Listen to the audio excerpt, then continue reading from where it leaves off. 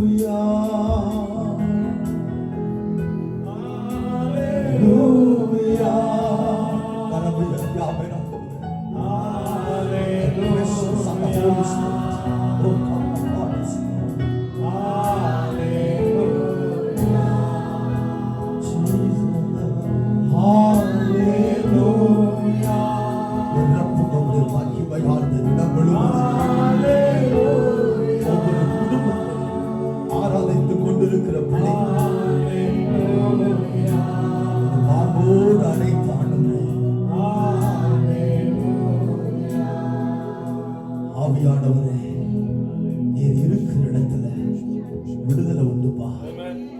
எங்கள் நடுவில் அசைவாடுகிறதற்காக, இறங்கினதற்காக, ஒவ்வொருவரோடும் நீ தனித்தனியாய் பேச போவதற்காக, இன்றைக்கு நாங்கள் யாரும் வந்தது போல் அல்ல, திரும்பி போகும்போது நாங்கள் இயேசுவை கண்டோம், அவருடைய மகிமையை கண்டவர்களாக திரும்பி செல்ல கிருபை தான் ஆண்டவரே. இயேசுவின் நாமத்தில் பிதாவே.